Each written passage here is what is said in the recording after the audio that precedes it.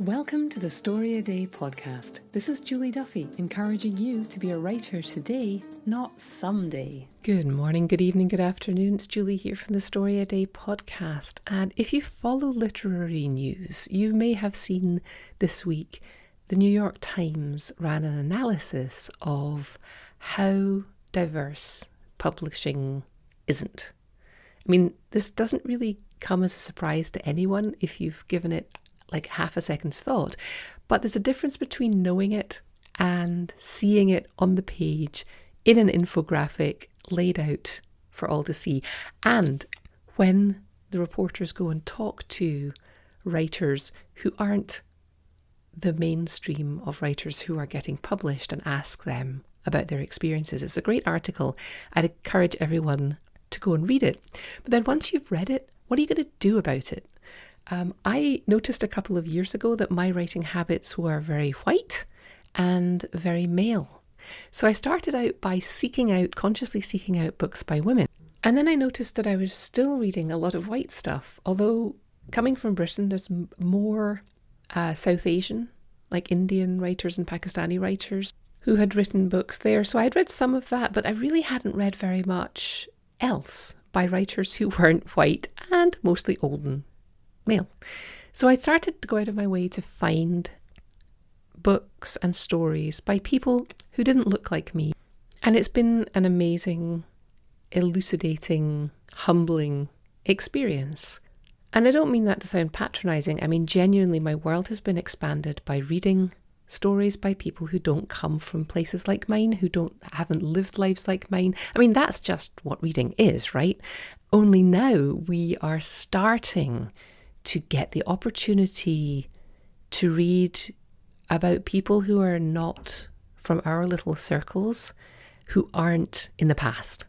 Now, this time of year is great because a lot of us get to celebrate holidays right now, which means that people are looking for things to give us, and books are always welcome, right? So we spend a lot of time at this time of year, whether you're in winter or summer. I think at this time of year, we tend to have a little break and a little downtime to do a lot of reading.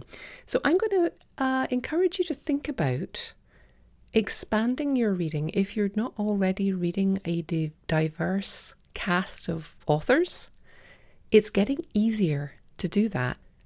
And I'd encourage you to think beyond what might be the first or second category of diverse writers that pops into your head. That might be Black and African writers or Indigenous writers. That might be, like US Indigenous writers or Canadian Indigenous writers or Indigenous writers from wherever you're from. And even if you're in Europe, don't dismiss that, because there are plenty of populations who have been marginalised there as well. But think also about looking for writers with disabilities, Muslim writers, Jewish writers, LGBTQ+. That's getting much easier to find now. Latinx writers, South Asian writers, even women. If you're not reading a lot of female authors, you can make that a challenge to yourself for this break and for next year, perhaps. Why am I pushing this? Is it just virtue signaling and me trying to be like an ally? And yeah, somewhat. I think I'm into justice, right? I'm into equality and justice and people being treated the way that I would like to be treated, that kind of thing. But I also, it's slightly selfish, right? I am interested in the human condition, and I think you are too. And if we're only getting to read one slice of that human condition, we're being cheated. And if we are buying and supporting books by writers outside that narrow slice that the literary canon has mostly been made of, then we are telling publishers and editors, there's a market for this and you should go seek out more of it. And all of that enriches our experience as readers. So it's a little bit selfish too.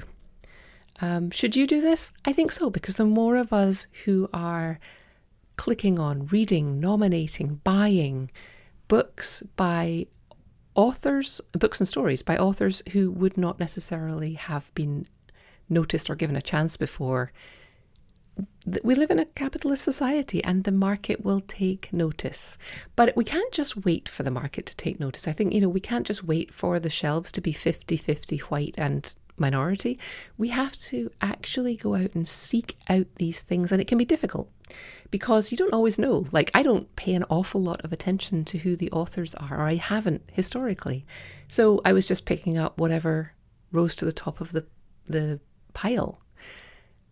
But by making a conscious effort to find diverse voices,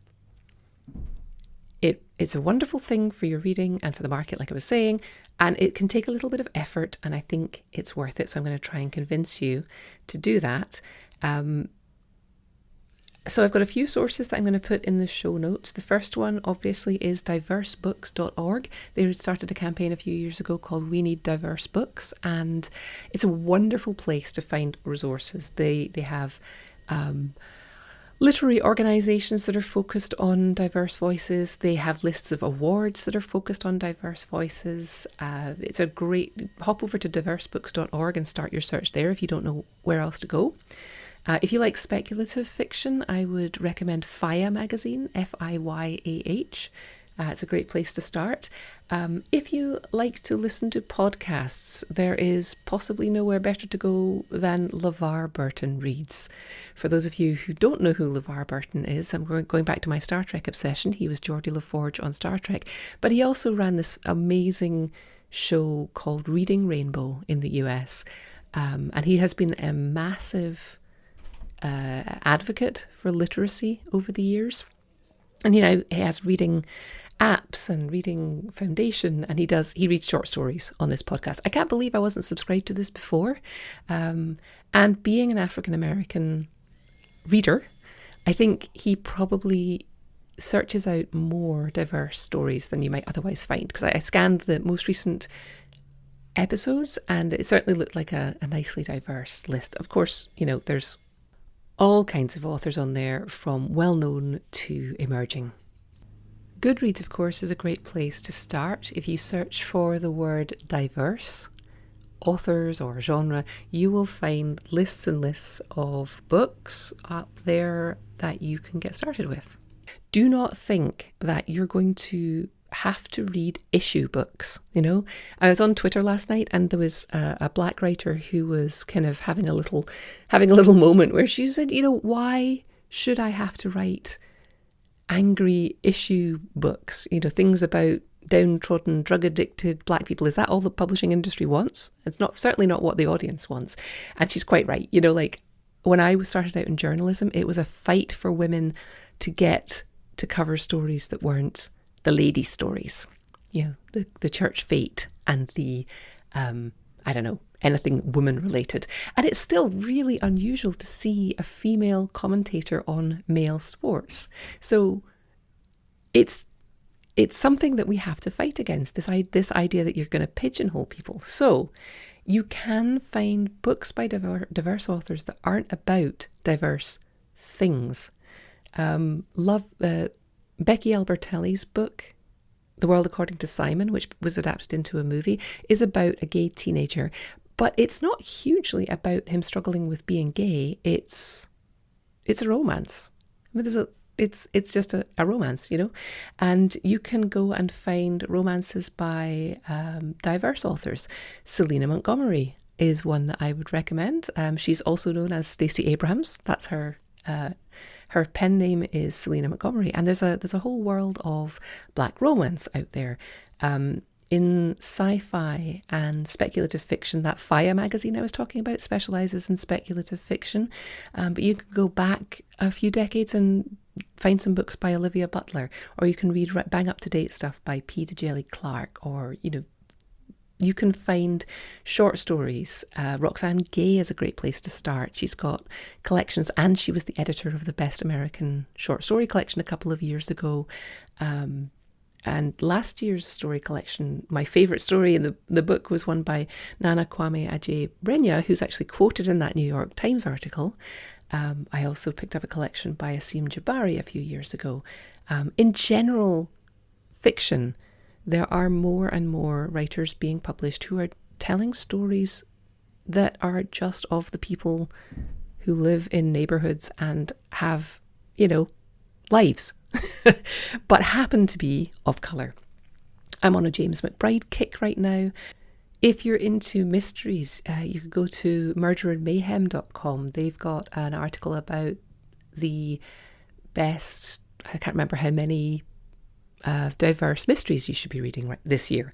So go to Goodreads and search on diverse in whatever genre you like to read. Diverse romance, diverse mystery, diverse thriller. And somebody will have put together a list for you to start from. So it's relatively easy now to find diverse books and take advantage of it. But before I finish on this topic, I want to acknowledge that for some of us, maybe some of us who are white, some of us who are from the group that has had the exposure yet, but we personally haven't had that exposure yet. There is just a natural human knee-jerk reaction to go, oh great, now it's going to be even harder for me to get published. None of us are proud of that instinct. None of us want to keep other people down so that we can succeed. But there's a little niggle that comes in. It's just human nature.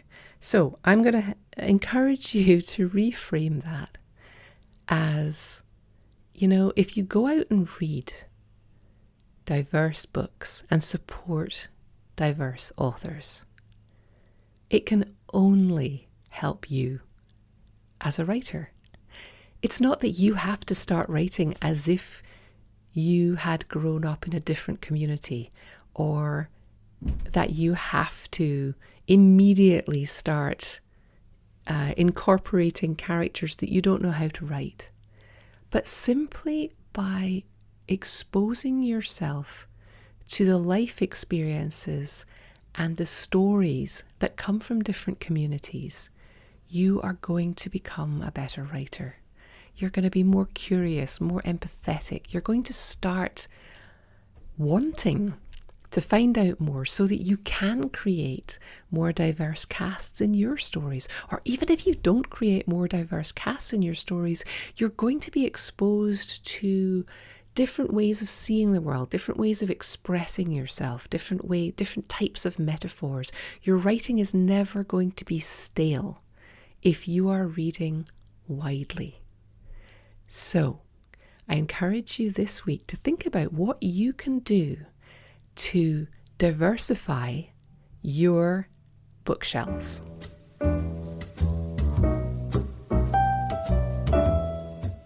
If you want to learn to write, don't read another book or article. Start writing.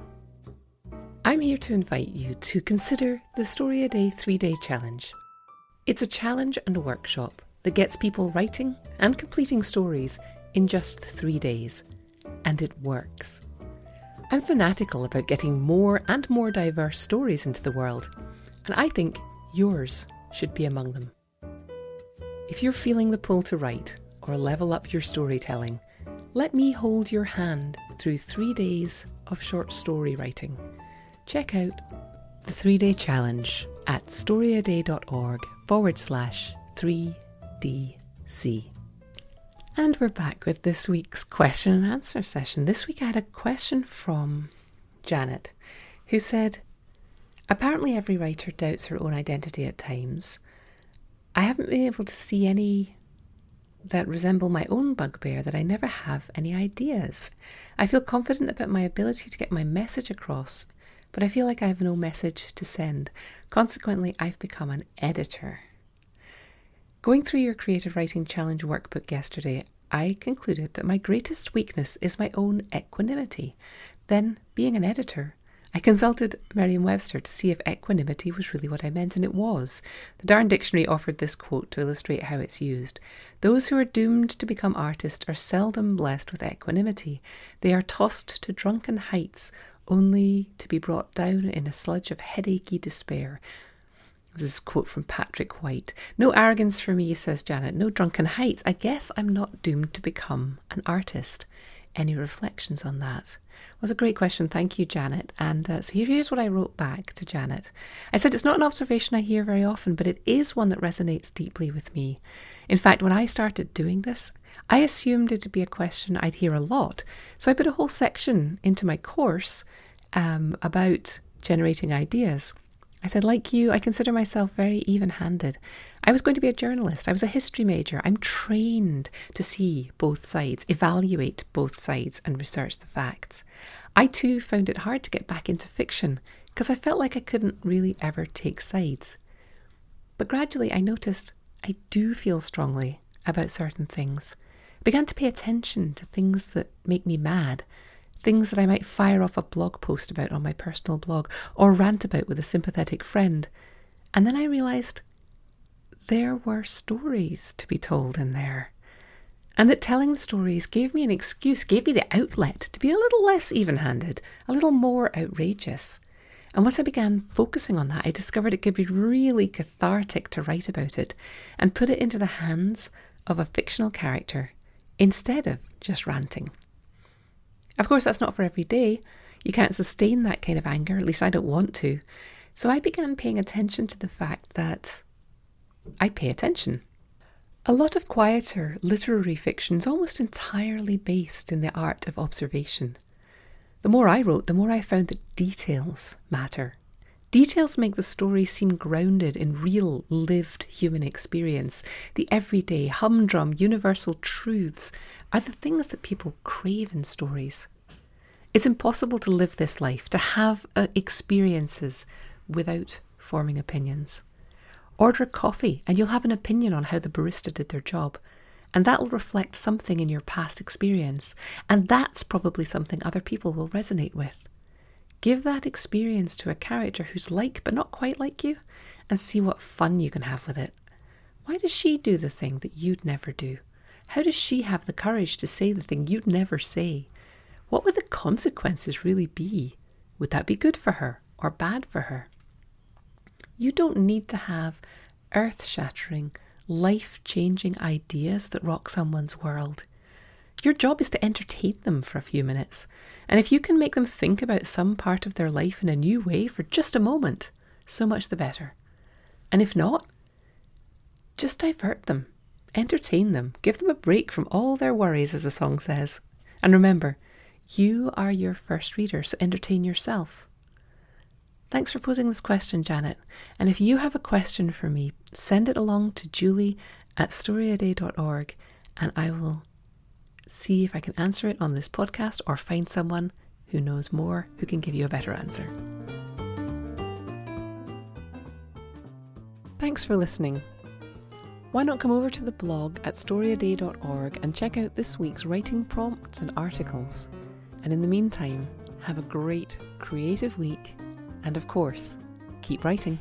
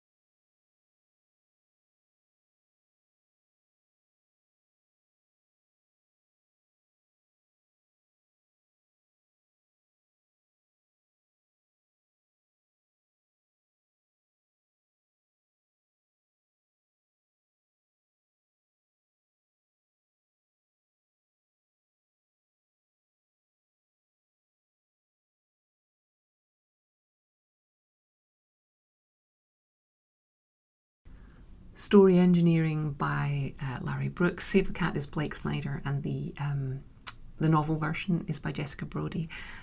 Story engineering by Larry Brooks.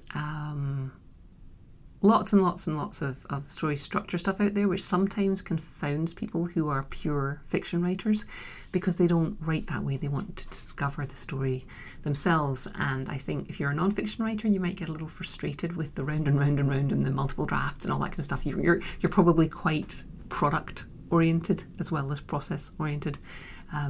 Pure fiction writers are quite often just enjoying the process. You may be a little more impatient with that. So there's some pitfalls.